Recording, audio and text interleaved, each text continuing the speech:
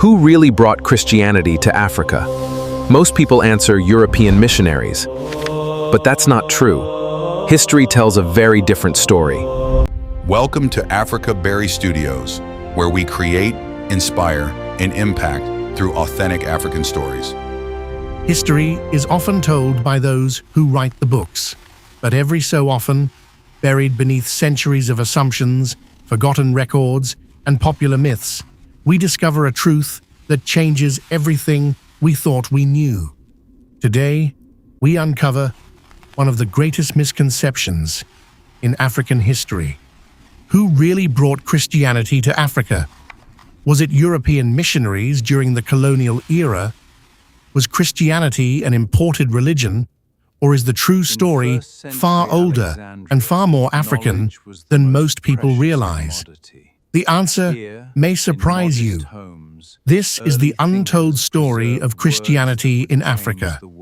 If you stopped people on the streets of London, New York, Lagos, Accra, Johannesburg, or Nairobi and asked a simple question: who brought Christianity to Africa?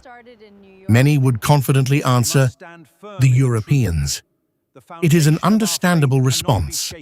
Images of 19th century missionaries, colonial administrators, churches built during European rule, and Bible schools across Africa have shaped the popular imagination for generations. But history tells a much richer story. Long before European empires sailed around Africa's coastline, long before the Portuguese reached West Africa, long before British and French colonial rule, Christianity was already flourishing on African soil. In fact, some of the oldest Christian communities in the world were not in Northern Europe. They were in Africa. To understand this remarkable story, we must travel back nearly 2,000 years to the Roman Empire, the Eastern Mediterranean, and the banks of the Nile. One of the first African chapters in Christian history appears in the Gospel narratives themselves. According to the Gospel of Matthew, after the birth of Jesus, King Herod sought to kill the infant whom he believed threatened his throne. Warned in a dream, Joseph took Mary and the young Jesus and fled.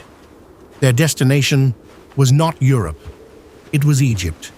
For months, and perhaps several years, the Holy Family lived as refugees in Africa. Imagine that scene. A frightened young family crossing the Sinai wilderness, an infant carried in his mother's arms, seeking safety among strangers in the fertile lands beside the Nile. Whether viewed as history, faith, or both, this episode reminds us that Africa was present at the very beginning of the Christian story. It was not a distant land waiting to discover Christianity centuries later. It was already part of Christianity's earliest narrative. Just decades after the death and resurrection of Jesus, one African city emerged as one of the most important centers of Christianity. That city was Alexandria in Egypt. Founded by Alexander the Great centuries earlier, Alexandria had become one of the greatest cities of the ancient world. Its famous library attracted scholars from across continents. Its bustling ports connected Africa, Europe, and Asia. Its diverse population made it a crossroads of ideas. According to early Christian tradition, the evangelist Mark arrived in Alexandria during the 1st century AD. There, he established one of the earliest Christian communities in history.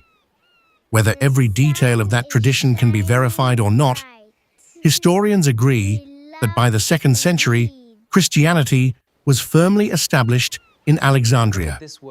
What followed transformed Christian history forever. Alexandria became one of the world's greatest centers of theology, biblical scholarship, education, and intellectual debate. Christian scholars there translated scripture, defended the faith against critics, and trained generations of church leaders. Long before universities existed in medieval Europe, African scholars were debating theology in the classrooms of Alexandria. Many people know the names of famous European reformers. Far fewer know the names of the African thinkers who shaped Christianity centuries earlier. One of the most influential was Clement of Alexandria. Another was Origen, whose biblical scholarship influenced generations of Christian writers. Perhaps even more significant was Athanasius of Alexandria. During fierce theological debates in the 4th century, Athanasius defended the belief that Jesus Christ was fully divine. His writings became foundational to mainstream Christian doctrine and influenced churches across the Roman world. Africa was not merely receiving Christianity. Africa was helping define it. The continent produced bishops, theologians, monks, translators, and teachers whose ideas spread far beyond Africa itself. Their influence can still be found in churches around the world today. When people imagine the deserts of Egypt, they often picture endless sand and towering pyramids. But these deserts also gave birth to a movement that transformed Christianity forever. Beginning in the 3rd and 4th centuries, men and women withdrew into the Egyptian wilderness to devote themselves to prayer, fasting, and spiritual discipline. Among the most famous was Anthony the Great. Seeking a life devoted entirely to God, he lived in the desert where countless others followed his example. These desert fathers and desert mothers inspired the development of Christian monasticism. Centuries later, monasteries across Europe would follow traditions first developed by African Christians in the Egyptian desert. Once again, Africa was not simply receiving Christian influence, it was creating it. While Christianity spread across Egypt, another extraordinary story unfolded farther south. In the ancient kingdom of Axum, located in present-day Ethiopia and Eritrea, Christianity took root in the 4th century. According to historical tradition, 2 young men from the eastern Mediterranean, Frumentius and Aedesius, were shipwrecked on the Red Sea coast. Taken to the royal court, Frumentius eventually became an advisor to the king.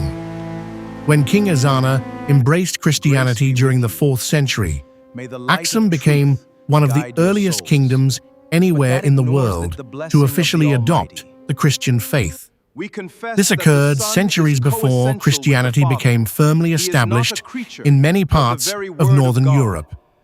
From Ethiopia emerged a rich Christian tradition with its own language, liturgy, art, architecture, manuscripts, and biblical heritage. Churches carved into rock, illuminated manuscripts, sacred music, and ancient traditions have survived for centuries, preserving one of the world's oldest continuous Christian communities. Africa was not standing outside Christian civilization. It was one of its oldest homes. Does this mean European missionaries played no role in Africa? Not at all. That chapter belongs to a later period, and it profoundly shaped Christianity across much of sub-Saharan Africa. But history is not served well by replacing one oversimplification with another. The truth is more fascinating.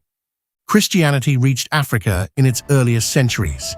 It grew, developed, produced influential thinkers, and flourished in parts of the continent long before the colonial era.